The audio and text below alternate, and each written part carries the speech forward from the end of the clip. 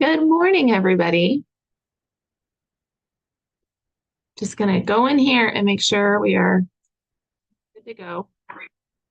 That looks awesome. Close that. Keep that one open. Okay. How's everybody doing today?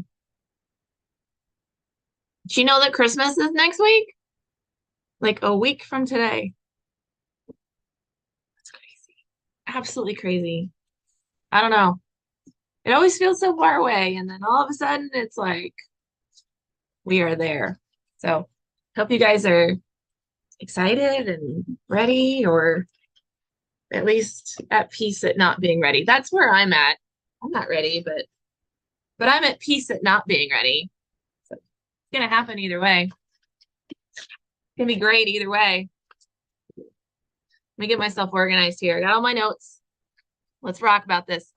Ready? It is the third week of December. Our schedule this week, you guys, Monday through Thursday classes, you guys meet at your normal times. Doesn't matter what class you're in, if you are in a Monday through a Thursday class, you are here in the studio at your normal time. My Friday classes, there are none. The only ones that meet on Fridays, Flatwoods doesn't have any classes on Fridays. But our Liberty Studio does. They have a preschool class that meets, and then they also have a creative explorations class that meets. And there are none of those classes this week. You guys have actually wrapped up your month of December because the month started on a Thursday. So you've already had your 3 classes. We'll see you in the new year. You are good to go. There's nothing you need to worry about. You can watch this video to the end if you want, but there's nothing you need to know, except for maybe housekeeping. You might want to look at housekeeping. All right. So Monday through Thursday, we'll see you guys at your regular time. Friday, people don't come to class. Cool. And then later on in the video for housekeeping, we're going to talk about, since this is week 3, we're going to talk about what my drawing and my multimedia students are doing for week 4. Hopefully you already know that because we've been talking about it since Thanksgiving. But in case you missed it, we will talk about what's happening next week for those week 4s when we get to housekeeping. Let's go through everybody's classes and talk about what we're doing in class this week so that those of you who like to know what's on the docket, you'll know about it. So my preschool classes, everybody but Friday, because Friday's done. I should have brought pictures. I didn't bring them. You guys are finishing that mixed media project. Check out social media because there's been some really, really great pictures of finished artwork that's coming out of that class. That was a 3-part project where we painted a background. We made our own kind of painted papers using a bleeding tissue. We cut those bleeding tissue papers into trees. We collaged it onto our watercolor background, and then we added snow paint. So that third step, which is sparkles and snow paint, that's what happens in week 3. So we've got these beautiful winter landscapes that are headed home at the end of the month. It's one of our favorite projects we do all year. I hope that you guys love it as well. The book for this week is Snowy Day because that goes with making snow paint. So the snow paint, for anyone who is curious, the recipe is shaving cream, white glue, and that's it. You can add colors if you want. We usually tint ours just a little bit with some liquid watercolor just to make it lean cool instead of leaning warm. But it makes a puffy paint that it dries puffy when it's all done, which is amazing. And then we sprinkle the top with glitter. We have found in the past, we've tried to add glitter to the paint and it all just kind of gets mixed up. Shaving cream and white school glue are opaque, or at least mostly opaque. And so the glitter isn't really visible. It's not like it's clear and you can see through it. So it's better just to put it all on top. More effective anyway. So that's our preschool. That'll wrap up the preschool classes for, oh, you know what the project is? So they put the snow paint on there, and then that's a arrival activity. The project time is the fillable ornament. So there's like a smorgasbord of treasures that they can fill their plastic globes with. A lot of scissor skills, a lot of fine motor skills, and just an amazing kind of almost seek and find looking ornament when we're all done. It's one of our favorites. All right, multimedia kids. I don't know why my phone is like going nuts here. Sorry, that's really distracting. Oh, voicemail, voicemail, voicemail. Anybody else? I hate voicemail. I hate it. Not here in the studio, that's fine. But on my cell phone, it's never anybody important. Okay. K through 3rd multimedia classes. I did bring examples. So remember in week 1, these guys, they did a watercolor lesson just to learn the media. And then we did the first step in the project, which are these amazing watercolor spirals. Look how awesome that is. And they did it wet on wet. So the first step in creating our spiral was to do the whole spiral in water and then to drop in the pigment.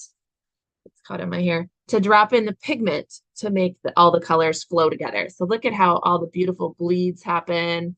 We got this right here, like up here, that guy right there.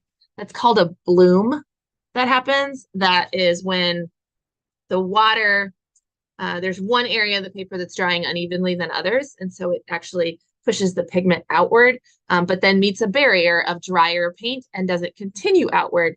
And we get what's called a bloom. So we got some really great blooms and bleeds. The more you do watercolors, the more you will know what's going to happen. These guys, they just kind of, you embrace watercolors for what it is and the surprises that are going to happen on your paper. And they chose their color schemes. So you can see like we've got mostly cool colors, blues and purples on this one, mostly warm colors on this one. This one pretty much has the rainbow, which is great, lots of pinks. So these guys in their next step will add in patterning details. So they're going to kind of throw back to this November's lessons where we did patterning, and they'll get out gel pens. They can either do pattern details on the positive space, which is the spiral that they painted, or in the negative space, which is the white area that is left from their painting. So it's a really great lesson in positive and negative space and design. They'll finish these this week. So our goal is to finish. If they don't finish, they can totally keep them here and we'll do them next week. But the goal is to finish these and send them home with you. So that way, next week's Open Studios, we don't have to, we're not on a crunch to get them done. So if it doesn't happen, it's okay. But if we can, that's the goal. All right, let's look at 4th and 5th. So their project is still watercolors. First week, we went through watercolor lesson and we learned about the medium. Second week, we started the project. So this is our ornaments or our shiny baubles, and the green doesn't show because I have a green screen, but they also did wet on wet. So they paint their shape in water and then drop in colors. And the pigment doesn't go outside of the wet shape that you painted. It stays within that boundaries. It's one of the wonderful things about watercolors. You can see we've got some bleeds, we've got some blooms. The dark blue over here did not move once it was set down. That tells us that the color was already dry, that first layer. And so that would be something we would call a glaze. Here's another great example. They designed their compositions. So I am totally guessing on which direction it goes. But the shapes of their ornaments, the colors of their ornaments, how many ornaments, and most people did them this way, but we do have a few that did their pictures the other direction. So the next step in their artwork is to finish their ornaments or their baubles. So since this is a little older group, we are doing glazes with them so they can go back in on their ornaments and glaze in more designs. Glazing is when you take a sheer layer of watercolor and you put it on dry watercolor. So you paint a second layer on top. The trick to that is because watercolors are not a permanent paint. They rehydrate and they will lift off the paper if you scrub this with water. You have to paint your glazes fairly dry. Like you can't have a really saturated loaded brush. You have to have a drier brush. You're going to take off some of that liquid. And then you're going to put it on fairly quickly. It's not necessarily that you have to paint quick, but you can't continue to go in and mess with it. You got to just lay it down and let it go. Otherwise, you'll lift off, you'll agitate the paint underneath and lift off, and that's how you end up with mud. You can see I am very passionate about my watercolors. This is my medium, guys. This is the one I do. So I love this month. This is the best. So they're going to glaze more patterns and structure to their ornaments. They will also get to use the gel pens to add in details that maybe they're not quite comfortable using a paintbrush with. And then, especially like the skinny little lines and details. So, and like the strings going up, some of them might paint it, but most of them will use the pens. And then the last step is the glitter. So we have some really great chunky holographic glitter for them to use on their shiny baubles. And that will finish. So our goal is to finish these this week as well. And then our last group of multimedia students who are doing watercolors, they, again, first week, just learning the medium and understanding watercolors. And then they had the step of painting their entire paper in a gradient, which you think, oh, they had the easiest step. And I will tell you, it is deceptively hard to cover an entire paper with watercolors and have it look the way you want it to work. Because things dry, because things puddle, because it pools. because it dries uneven. You didn't want that. So they actually, most of them did more than one just because, you know, you just don't know what's going to happen. So they picked their color scheme. This one, I'm going to turn it sideways so you can kind of see the green. If I have it flat, you can see it disappears in the green screen. But if I turn it sideways or this way, here we go. You can kind of make out the green. Very Northern Lights on that one. I love this one because they like splatter painted. So we've got some variation in value. Kind of a nice soft kind of cloud look going on over here, and then some maybe stars. That's my understanding. There's a beautiful pastel one. And this again is where watercolors are tricky because you have to keep this edge and this edge wet if you want it to blend together the way watercolors blend. And depending on your speed in which you work and how much water you have on your brush, and how much water you have on your paper, then that dries on you and it can be kind of frustrating. And if you have too much, then it all puddles together and the paper buckles. And practice, practice, practice. Here's another really great one. Oh, it goes this way. I can tell because the name is that way. So they did their backgrounds. You can see we have them taped to a sturdier piece of cardboard because watercolor paper buckles. We're using my favorite watercolor paper, which is 140-pound cold press watercolor paper. You can use hot press. I'm just a cold press girl. And I never use anything lower than 140 because I'm a paper snob. So we use 140-pound cold press watercolor paper. Their next step is going to put a silhouette on that background. And so they have designed their subject and what their silhouette's going to be, and they will paint that using Sumi inks to finish up their artwork. And I mean, we're not opposed to adding glitter to their side because it's December and glitter all around everybody. Okay. So that's our multimedia group. Let's talk about that creative exploration crew. So creative explorations is our process art class, which incorporates some of drawing, some of multimedia, and some of preschool. And it provides everything into a station-based learning. So the kids actually direct where they want to go. There isn't necessarily a project that we are directing. There are simply medias out there for them to explore, an art history for them to explore, a sensory bin for them to explore, and they can be as broad or as deep as they want to go with it. This is the last week of our December stations for creative explorations. Again, Liberty's creative explorations. You guys have wrapped up your month. You are done. You are good. We'll see you in January. But my Flatwoods people who meet on Wednesdays for those two classes, you guys will get last time for those creative stations that we have going on. So I know the one out there that's been the most fun for everybody has been the collaborative mural this month of the tree. So finish that up and we'll figure out where we're going to display it in the studio. My drawing classes, you ready? We're going to go through all of them. The drawing 101s last week, they drew from observation. Remember this class, we try to rotate between drawing from photograph, drawing from life, which is an object in front of us that is three-dimensional, and then drawing from our imagination. So this time was our life drawing one, and we had evergreen boughs, and not just evergreens. I think there was a spruce, a pine, a eucalyptus, and the berries, which I don't know what they're called, but they're like the brown stick with all the clusters of red berries.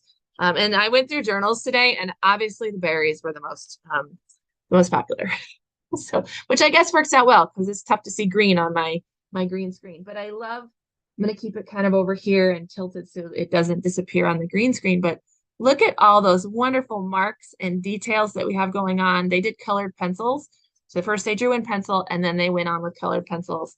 And one of the things I really love to see in some of these pictures, this one's not green, so I can go closer, is look at the layering of colored pencils that are happening. Pencils, pastels, in the color applications, and even markers to some extent can be used like paint, where we blend colors together. We layer more than one color, but we don't have a palette to mix up colors. So all of the mixing has to happen actually on the paper. And I love to see that we've started doing that. Like, I mean, there are blues and purples inside this brown, just very mature. I love that.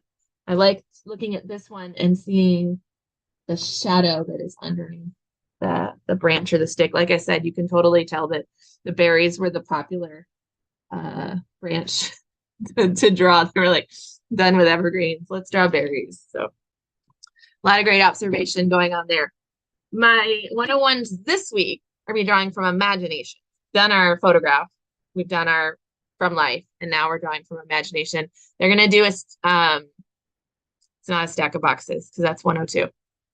Here, hang on, where are my notes? Oh, that's right. They're going to do glowing holiday lights. Like, we changed it. Last year it was stack of presents. What is it this year? It's glowing holiday lights.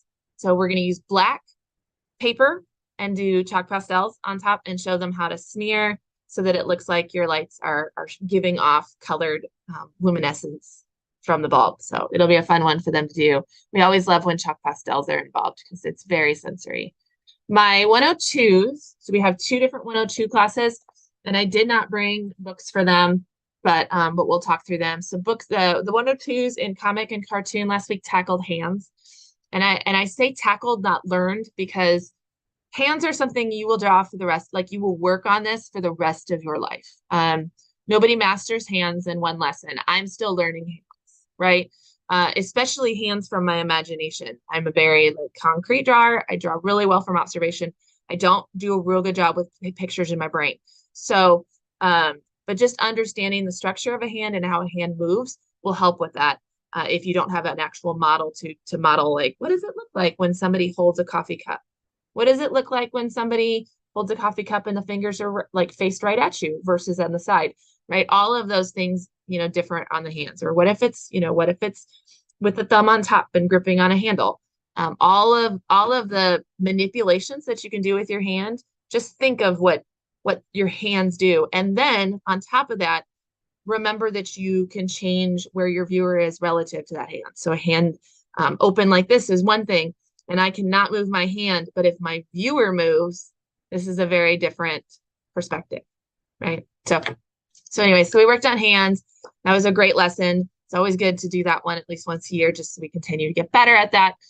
This week, they're going to tackle feet, which always ties into footwear, like common footwear that you can dress in your characters, just because very rarely, unless you're drawing Miss Allison's character, are you drawing bare feet.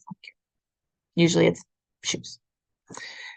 My 102 advanced realistic last week did ribbons. Hopefully you saw some of that on Instagram stories, because we had some really great behind the scenes shots of the kids tackling these ribbons. We always use the ribbon with the wire.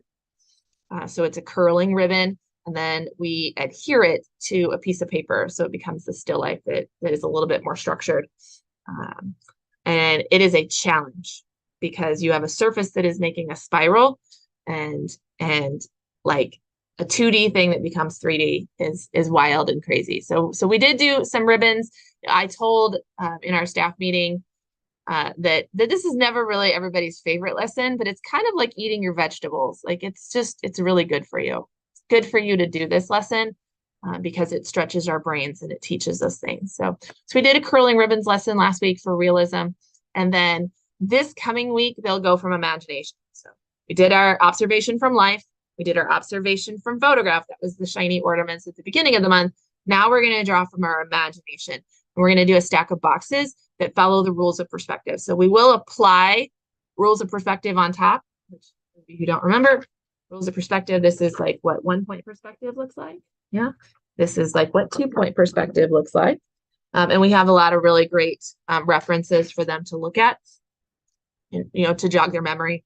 Most of our kids will work in 1-point perspective just because it is, 2 points a little bit different. Got to get 2 vanishing points and remember which lines go into which vanishing point. So some of them will tackle 2-point, but we'll design a stack of boxes and follow all of those rules.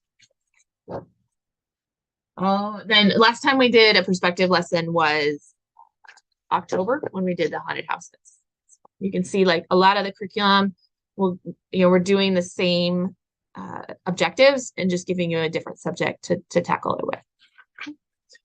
All right, let's do 103. Speaking of stacks of presents, so this is what the 103s actually are doing all month. The difference is their stacks of presents should be a completed composition by the end of the month. With our 102s, when we do stack of presents, a pencil sketch is fine because the goal is just our daily exercise, work our brains, get better at drawing. Where 103s, we're looking for a completed composition. So you can see we've got some well thought out compositions, I'd like to point out that this artist has kind of a tree theme to their present. So some of their boxes have kind of a wood grain to them, where some of them are more viney. And then at the very top, kind of as a present topper, is a tree. So this group works a lot in concept too. I mean, it's not just about an exercise of how well can you draw, but also it should be art. So what is the meaning behind it? What is the emotion behind it? What do you want your viewer to notice? That what makes it unique and original and that kind of stuff. So good stuff happening there. They're going to use oil pastels to add color to some of their compositions. This one's kind of a topsy-turvy one. But again, it follows the rules of perspective. This is 1 point perspective. This one here was 2 point perspective. So lots of great stuff happening. The oil pastels, we did a mini lesson in those last week and talked about like how pastels get layered and mixed on our paper, just like paint does. And then I know the Liberty Group did this last week. I think Plattwoods is doing it this week. We'll show the technique that you can use with baby oil. You can also use it with a solvent, but because of VOCs, we don't do turpentine in the studio, but we'll just use baby oil because it's the same effect, where you can actually brush baby oil over the top of a colored oil pastel artwork, and it kind of takes that oil pastels and breaks down the pigment and the binder into paint. It becomes oil paints. Takes 3-4 weeks to dry, just like oil paints, but it's a beautiful technique. So we'll show that. All right, 103 comic and cartoon. I want to brag on these kids. Now, I dig something in a grid or a box. That's just my brain likes this a lot. But there is some amazing storytelling going on in our sketches here, and they will be inking and or coloring this week. And I love the fact that most of them are to the point where they are ready to do that step. I mean, they have it sketched out, blocked out, mapped out. And this is tricky because this is really like, I mean, it's small pieces of art, but it's 3 pieces of art that they're having to work through. And then they will ink it and or color it. So we'll have some good stuff for them by the end of the week as well. Again, the goal for everybody's classes is to finish their projects this week. We will have stuff out next week, but we know our attendance is already going to be lower. We know that we've already moved that class time. People are on vacation. People don't know what day it is. Things happen. We also have other stations set up next week, so we're going to try to get the projects done so that nobody feels like they're missing out on something because they have to finish their project. Speaking of next week, so not this week, but then next week, Christmas week. So Christmas is Monday, the 25th. And then on through Friday, the 29th, for our drawing and our multimedia students only, because you guys are the only ones that need a 4th class. We are doing open studios on Wednesdays and Thursdays, 11 a.m. to 3 p.m. at both studios. We do ask that you RSVP for when you are coming so that we know and we can be set up for that. There's a link in the video, like when we send it out in an email under housekeeping and also under links. There's also little quarter sheets of paper that we've been trying to make sure we get to your kids so you can set up for your RSVP time. Really important. You see where do I go? I go over here. No regular classes next week. So don't come in the evenings. There will be a sign on the door that says we are closed. Like if you normally come to a Tuesday class, don't come on Tuesday night. Come on one of these. If you normally come on a Thursday night, don't come on Thursday night. Come on one of these. Okay, so sign up to come during that daytime. You can wear your pajamas. The instructors will be in their pajamas. It's cozy, it's chilly, like super chill. I had somebody ask if they take both drawing and multimedia, should they sign up for 2 times? And absolutely, come twice. We'd love, or come double. I don't care. So it should be super fun. We're gonna have hot chocolate with marshmallows for the kids, and then just a bunch of art stations. And like I said, if they've got art that they need to finish up projects, we'll have those set out with supplies for them to do that as well. Okay. A couple housekeeping things, and I'm going to let you guys go. I hope that we don't need this for a very long time, but it's December, so inclement weather policy. We have one. I linked it in the video so you can watch it or read it. But bottom line is we don't follow the school closings. So because I don't have to worry about a bus or cold weather temps or, I mean, just anything like that. So we try to stay open. We very rarely close. So that's just the dealio. If you can't make it, then that's okay, I guess. Like you don't have to feel bad. You don't have to apologize. If you're some people are really comfortable driving in winter weather. Some people, like me, I live right down the street from the studio. So I mean, it's nothing for me. Like it's practically downhill. So I could just slide here. I mean, so some of us, like we have easier treks than others into the studio. Some of you have a very treacherous trek, depending on what roads you have to travel or neighborhoods that you live in that don't get plowed. I totally get it. Like you don't need to explain to me or justify to me why you can't come to class for any reason, but especially for inclement weather. Okay. There is a makeup policy for a reason, and you can totally come in and do a makeup. We try not to close. It's better for us to stay on track. That way my people don't miss paychecks, all the stuff. Okay. So we try not to close. If we do close, the first notification you're going to get is Twitter because it's the fastest one for me to do on my phone. The next thing I will do is I will send an email. So you want to make sure you're getting my emails. Okay. I will send an email. I will post to the private Facebook group. I will probably post on Instagram stories because that's a really easy one to do. I probably post on the main Facebook page. So you can always check social media. And then the very last thing, if I can get to the studios, I will update the voicemail message so that it also says that. Okay. But always check Twitter. If you see nothing, we're open because I am nothing if not an over communicator. So if you see nothing, I promise you we're open because it'll be somewhere if we're closed on social or otherwise. Okay. Hot chocolate alternatives. If you are coming next week, you're signed up for those art and PJs and hot cocoa days for open studios, and your child needs an alternative beverage to enjoy during that time, please let me know. Send me a quick email so I can get that for them. Okay. Whether it's, I don't know, for any reason. Okay. And then the last little reminder, Studio Club registration ends at the end of December. So we have a kind of a weird January, and it always happens this way, but we don't start on January 1st. We don't actually start classes until the Thursday, which I think is the 4th. So I'll probably keep registration open online all the way through the 4th. Even though it says that the enrollment period ends on the 31st, I'll probably keep it open. But after the 31st, it'll only be monthly enrollment options. It won't be a semester enrollment option. So if you want Studio Club semester billing, make sure that you get that done before the 31st. Set a reminder on your phone. Okay. Also, I'll mention if you're not joining us for the next semester, then this week or next week, let us know so we can like get your journal to you. Because otherwise they all just kind of pile up in the class. And then at the end of the year, I recycle. All right.